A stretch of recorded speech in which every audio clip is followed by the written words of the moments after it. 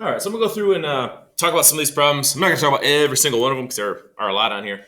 Um, but we'll hit kind of at least one of each sort of type here. So for everything on all three worksheets, I circled my answer and then I put any restrictions in a box just to kind of keep things organized as far as what was going on. And basically every problem is that you simplify is going to need the simplified answer and the restriction. So the first thing for 3 is all multiplying and dividing. So the real key with multiplying and dividing is you really want every single piece in factored form. So you'll notice on every one of these problems, my first step was factoring everything in the numerator, everything in the denominator, getting it to look to see if I could cancel anything out. Like here, I just pulled a GCF out and I saw, oh, those were common. Boom, crossed them out. I was just left with 2. And then when you go to do your restrictions, it's always based off anything that has ever been in the denominator, which in multiplication is just you literally just look at the denominators. But for a division problem, you'd have to look at the part you flip and that kind of thing. So we'll see that in a minute. So again, this one, another one, GCF, pulled the 3 out, factored the difference of squares, factored this as a normal quadratic, and I saw they had a common part there. And then you can always just leave your answers in factored form. You don't need to distribute. You can, it's not wrong if you do that, but you don't need to give it distributed, you don't need to distribute it, leave your answer in factored form. Another one, same deal with this one, nothing too crazy on either of those. This section here, there are some tough ones. And what makes them tough is this one, they're both tough factoring problems. These are both when A is not 1. So, both of these I kind of did off to the side where I factored each part. And then I saw they both had an x plus 5 in common and left me with this. As far as the restrictions, -5 and -2/3 worked there. Number 5 is tough. It's tougher than anything you're going to see on like the quiz or the test or anything like that. But when they throw in the extra, like the y's and stuff like that, I honestly ignore them and I kind of do the problem as if they're not there. And then once I figured out that it factored to like 3x minus 2 and 2x plus 3, I just put the y's on there in order to get these y squared terms for these. But this one is going to factor just like you did over here with the ACs. I wrote it on another paper because there just wasn't space in this. But it is the same process. And just kind of remember, okay, well, if I know I'm going to get these y's in here, the only way I can do that is if I put the y on each of those limited factors there. This one, not too tough. You get a cancellation, simplifies to here. Okay, moving on with 7, 8, 9. These are more products, more domains. Some of these that I know people start doing weird stuff with is like something like this. You really want to treat this as like one big fraction. So I had the 5a, I pulled 10 out of here, so it was 10 times a plus 1. I pulled the 5 out of here, so it was 5 times a plus 1. And then I just canceled the common parts, a plus 1 over a plus 1, 5 over 5. And I was just left with a times 10, or 10a. More here, treat it as a single fraction and get every single piece factored. So these two both you could factor GCFs out of. These were already factored. And then you look to see what you can cancel out. And number 9, kind of the same as those. Lastly, make sure you don't forget about your restrictions. Just look at that denominator and see like, yep, x can't be 0, x can't be 3, x can't be 5. Boom, list them all. Then the last portion of this is division. And with these, I wanted to change to multiplication. And the way I changed to multiplication is I have to flip this. So you'll see as I went into my next step, I just rewrote it with this part flipped. So I did 7 times the 12, which is 84. And then I had x to the 4th and y to the 4th. So I just wrote them down, and let's see how they cancel in a second. On the bottom, I did 24 times the 21, got 504. And then I had x and a y to the 5th. So this is what I kind of had as my intermediate step, and then I simplified it. 85 over 504 does reduce to 1/6, so I did that. And then I said 1x is going to eliminate one of these, leaving me with an x to the 3rd. And in terms of these, they'll be left with a single y in the denominator. Okay? And the only restrictions here is just neither x or y could be 0, because if they were, you'd have zeros in your denominator, cause a problem. All right. These are what I call a little more typical ones. So again, you're going to flip this and then factor everything. You had a difference of squares. You had a GCF. This I just wrote in expanded form so I could visibly see each factor, and then another GCF. A ton of stuff canceled in this one. The only things left were the y and the 5. So y over 5 ends up being the simplified answer. And then we look at everything that's ever been in a denominator. So that's 7 from this one.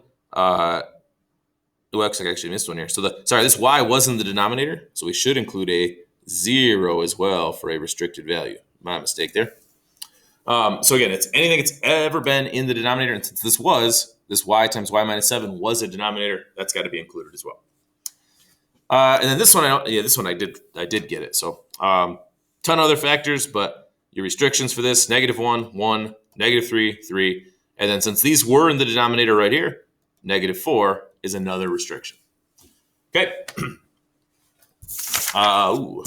4, adding and subtracting. Got to have common denominators for these. These LCMs we did one in the warm-up, but just as a reminder, you want to get everything in factored form. That's kind of step one.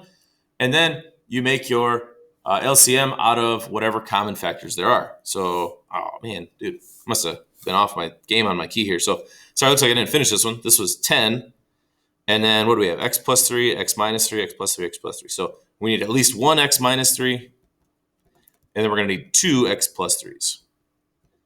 And the idea with these is you're creating, what would that common denominator need to become? If I was going to have these in the denominators, I needed to add something. I got to create an LCM that features every possible factor from both expressions. All right, so now if you look at these other ones, in terms of finding the sums, when you had a common denominator, it's pretty easy. Just add the like terms. I got 9y, I got a -3, and I just wrote it.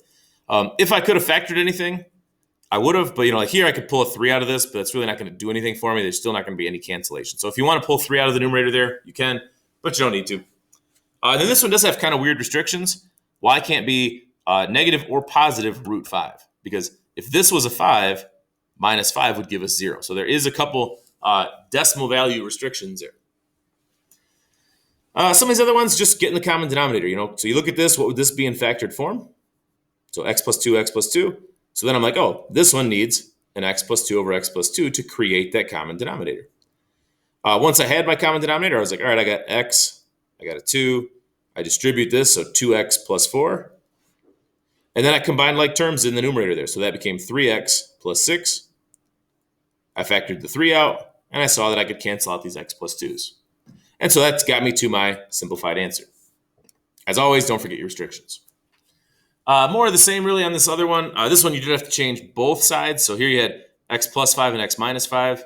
Here you had x plus 5 and x plus 1. So in this case, they kind of need each other's factor. So this one needed x plus 1 over x plus 1. This one needed x minus 5 over x minus 5. Distribute, and then combine your like terms. This is a good example of one where nothing ends up canceling. Even after you factor this 2 out of here, there's no common factors, nothing canceled. So it's just kind of a big mess, which is fine. Some of them end up like that. All right, in the difference problems, make sure you remember to subtract everything past here. So it's the same step in terms of creating your common denominator. Nothing's different there. In every one of these, we had to create a common denominator. The thing to remember, though, is we are subtracting everything afterwards. Like we're subtracting this 4. We're subtracting this 2x squared minus y squared, and so on. And then from there, you always want to get things in factored form. This is kind of a unique one where you could factor the -1 out, then factor the remaining quadratic, and you do find a couple pieces that we can eliminate there. And then you move to these compound fractions. Did one of these in the warm-up too, but you want to think of, if there's any addition or subtraction, do that first, kind of like as a side problem. So I worked that out right here and got that. I worked it out right here. I just saw that it was 2 plus 6x, so it was 6x plus 2. And then I multiplied it by the reciprocal here, y over 1. In this case, once you just multiply that in there, there's nothing to cancel, so there's really not a lot of simplifying going on there.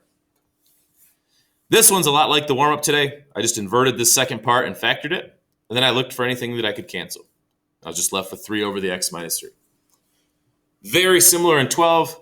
I did this addition first, and then I took the top part and multiplied it by the reciprocal of what I figured that addition to be. Okay? With everything and all things, don't forget about your restrictions. You got to look at anything that's ever been in the denominator. So it's all 3 of these parts every time. All right, and then the last page, the 4, 5, the solving ones. Whenever it's a single fraction, I like to just cross multiply. So like in this case, I did, I usually cross multiply, but I also showed these with the other method where we create the common denominator. So in this case, I multiplied it by x plus 4 over x plus 4, distributed, had it set equal to 1, and then I just solved. All of these are basically the same deal. Take a look at them. Hopefully you feel pretty good on those. These are the ones I was talking about. I usually cross multiply these. Whenever I have fractions set equal to a fraction, same thing in 6, I find that to just be the simplest because otherwise you're going to multiply each of these by each other, which works perfectly fine. It just, I don't know, seems to take up a little more time. But both ways do work. So I cross multiplied and then I solved for x. Cross multiplied, solve for x. In this case, I just went with getting a common denominator. So I did this one by x plus 3 over x plus 3 because as long as I changed this one, everything would match up. So then I distributed that too. I had minus 1 and then equals 1. And that's my equation. Because remember, the goal is once you create that common denominator, you can eliminate it altogether because it's on everything on both sides of the equation. Then at the bottom, we get some that we do have to check for the extraneous solutions here, which you do need to do every time. But these three all had issues with extraneous solutions. So this one, getting common denominators, we had to get everything to an x minus 3, x plus 3, which is what I did first. Distributed those and got my equation, and then I solved it. Now I got 3 as an answer. But when I looked up here, I saw that because I had this x minus 3, x can't be 3. It's extraneous. So that problem actually had no solution at all. And then these two both end up being squares. These two are both really similar to each other. They already had common denominators, so I eliminated those. So then if you just got like x squared equals 4, then x could be plus or minus 2. But negative 2 is a restricted value. It's extraneous. So therefore only 2, and in this case only 10, are the solutions. All right. If you're feeling good on that, great. You should be good for the quiz. If you got questions, let me know.